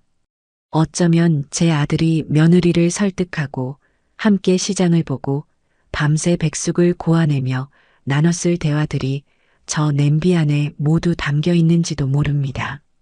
저는 결심을 하고 깊은 한숨을 내쉬었습니다. 그리고는 며느리가 들고 있던 백숙 냄비를 제 손으로 직접 받아들었습니다. 묵직한 무게가 팔에 전해져 왔습니다. 그 무게는 그들의 사과의 무게처럼 느껴졌어요. 저는 퉁명스럽지만 거부의 뜻은 담기지 않은 목소리로 말했습니다. 일단 들어오너라. 제 허락이 떨어지자 아들과 며느리는 마치 사형을 면한 죄수처럼 안도하는 표정을 지었습니다. 저는 그들을 데리고 부엌으로 향했습니다. 지난번 라면 파티가 열렸던 바로 그 식탁이었습니다. 하지만 오늘의 풍경은 그때와는 180도 달랐습니다. 이리 다오. 내가 그릇에 담을 테니. 제가 말했지만 며느리는 고개를 저으며 제게서 국자를 받아들었습니다. 아니에요, 어머님. 저희가 할게요. 어머님은 앉아만 계세요. 아들과 며느리는 아주 익숙하고 호흡이 잘 맞는 모습으로 제가 앉을 자리를 마련하고 그들이 가져온 음식들을 그릇에 옮겨 담기 시작했습니다. 아들은 한우의 포장을 뜯어 가장 좋은 부위만 골라 접시에 담았고 며느리는 백숙의 살코기를 먹기 좋게 발라 제 앞에 그릇에 수북이 쌓아 주었습니다. 그들의 등을 바라보며 저는 생각했어요. 이것이 바로 제가 아들에게 내주었던 숙제의 결과물이구나. 내 가정을 바로 세우는 것은 내 몫이다. 제 아들은 그 숙제를 자신만의 방식으로 풀어낸 것이었습니다. 곧 식탁 위에는 그들이 준비해온 음식들로 진수성찬이 차려졌습니다. 지난번 모욕감과 분노로 가득 찼던 그 식탁 위에 놓였던 라면, 상자와 텅 빈 냄비와는 비교조차 할 수 없는 그들의 시간과 노력과 고민이 고스란히 담긴 진짜 잔치상이었습니다. 저는 말없이 옥좌에 앉는 여왕처럼 식탁의 가장 상석에 앉았습니다. 아들과 며느리는 제 양옆에 마치 저를 보자 하는 신하들처럼 조심스럽게 앉았습니다. 우리는 약속이라도 한 듯 누구도 먼저 입을 열지 않은 채 말없이 식사를 시작했습니다. 분위기는 여전히 무겁고 어색했습니다. 하지만 이 침묵은 지난번의 그것과는 결이 달랐습니다. 지난번의 침묵이 폭풍 전야처럼 서로를 핥히고 상처내기 위한 날카로운 칼날이었다면 오늘의 침묵은 이제 막 큰 수술을 마친 환자의 상처가 조심스럽게 아물기를 기다리는 신중하고 조심스러운 침묵이었습니다. 식기들이 조용히 부딪히는 소리, 음식을 씹는 소리만이 어색하게 공간을 채웠습니다. 저는 며느리가 제 그릇에 제일 먼저 올려준 큼지막한 닭다리 살을 젓가락으로 집어 입에 넣었습니다. 아주 오랫동안 정성을 다해 푹 고아낸 듯 닭고기 살은 씹을 필요도 없이 혀 위에서 부드럽게 녹아내렸습니다. 입안 가득 진한 국물의 향과 함께 인삼과 대추의 향긋한 내음이 퍼졌습니다. 맛있었습니다. 단순히 맛있는 것을 넘어 그 안에는 분명한 정성이 담겨 있었습니다. 평생 부엌일이라고는 손에 물 한 방울 묻히기 싫어했을 며느리가 이 한 그릇에 백숙을 끓이기 위해 얼마나 많은 시간을 들이고 얼마나 많은 고민을 했을지가 눈에 선하게 그려졌습니다. 저는 말없이 고개를 두어 번 끄덕여 주었습니다. 제 표정 하나하나에 온 신경을 집중하고 있던 아들과 며느리는 저의 그 작은 움직임에 그제야 안도의 한숨을 내쉬며 긴장을 조금 푸는 듯 했습니다. 그때부터 그들의 필사적인 노력이 시작되었습니다. 식사를 하는 내내 아들은 제 밥그릇이 비기 무섭게 새 밥을 퍼주었고 가장 비싸 보이는 한우의 살치살 부위만을 골라 제 앞에 불판 위에 정성껏 구워 올렸습니다. 며느리는 살아있는 전복을 숟가락으로 능숙하게 떼어내 버터에 구운 뒤 제 그릇에 올려주며 어머님, 뜨거우니 조심해서 드세요 라고 나지막이 말했습니다. 제 물잔이 비는 일은 결코 없었으며 제가 특정 반찬에 한 번이라도 더 젓가락을 가져가면 말없이 그 반찬 그릇을 제 쪽으로 더 가까이 밀어주었습니다. 그들의 모든 행동 하나하나에는 과거의 잘못을 어떻게든 만회하려는 절박함과 함께 이제는 진심에서 우러나오는 존중과 조심스러움이 깊이 배어 있었습니다. 어색하고 길었던 식사를 거의 마쳐갈 때쯤 저는 이 무거운 침묵의 장막을 걷어내야겠다고 생각했습니다. 이대로 돌아가게 한다면 우리의 관계는 영원히 이 어색한 침묵 속에 갇혀버릴지도 모를 일이었으니까요. 저는 숟가락을 조용히 내려놓았습니다. 탁 하는 작은 소리에 아들과 며느리의 어깨가 움찔하며 저를 쳐다보았습니다. 저는 그들의 눈을 차례로 그리고 아주 오랫동안 들여다보았습니다. 그리고는 제가 할 수 있는 가장 평온한 목소리로 지난 일에 대한 질책이나 원망이 아닌 아주 평범하고 일상적인 질문을 던졌습니다. 민준이는 잘 있느냐? 할머니 보고 싶다는 말은 안 하고? 그 질문은 얼어붙었던 우리 관계의 강물에 던져진 작은 조약돌과도 같았습니다. 그것은 나는 너희와의 관계를 완전히 끊어낼 생각은 없다. 너희가 진심이라면 다시 시작해볼 의향이 있다는 저의 신호이자 마지막 잡이었습니다. 제 질문이 끝나기가 무섭게 아들과 며느리의 얼굴이 환하게 정말이지 칠흑 같은 어둠 속에서 한 줄기 빛을 발견한 사람들처럼 환하게 펴졌습니다. 아들의 목소리는 거의 울먹이는 것처럼 들떴습니다. 네, 어머니. 그럼요. 매일 할머니 집에 언제 가냐고 졸라요. 어머님이 제주도 여행 가신 사진 보고는 자기도 할머니랑 비행기 타고 싶다고 얼마나 노래를 불렀는지 모릅니다. 다음에는 꼭 데리고 오겠습니다. 그렇게 우리의 대화는 손주 이야기로 시작되었습니다. 그리고 자연스럽게 아들의 회사 이야기로 며느리가 최근에 시작했다는 꽃꽂이 수업 이야기로 이어졌습니다. 물론 예전처럼 제가 며느리의 허영심을 꿰뚫어 보며 속으로 혀를 차거나 아들의 무능함을 답답해하는 일은 없었습니다. 우리 사이에는 여전히 보이지 않는 얇고 투명한 유리벽 같은 것이 존재했고 우리는 서로가 그 벽을 의식하며 혹시라도 상처가 덧날까 조심스럽게 말을 골랐습니다. 하지만 그것은 더 이상 서로를 단절시키는 불쾌한 벽이 아니었습니다.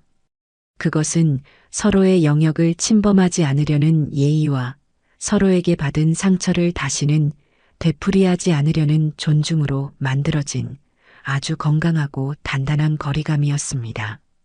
저는 살가운 거짓 친밀함보다 차라리 이 존중 어린 거리감이 훨씬 더 낫다고 생각했습니다.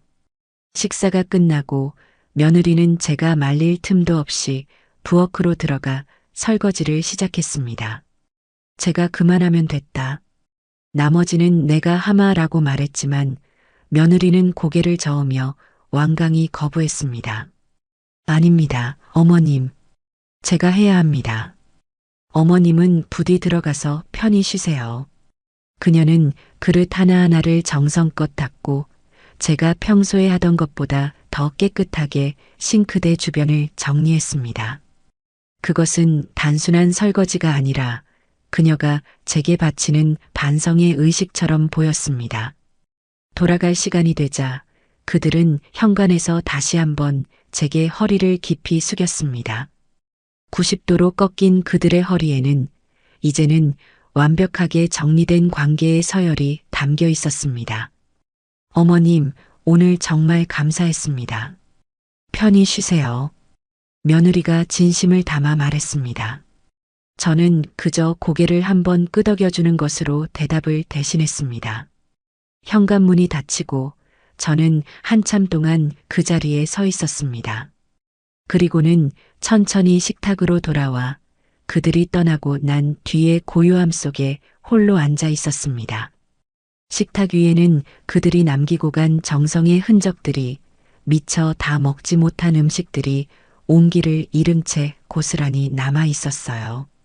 이번 길고 긴 싸움에서 저는 5천만 원이라는 제 노후 자금을 지켰고 하늘 높은 줄 모르던 며느리의 버르장머리를 완전히 뜯어고쳤으며 아들에게는 한 가정의 가장으로서의 책임감이 무엇인지를 뼈저리게 가르쳤습니다.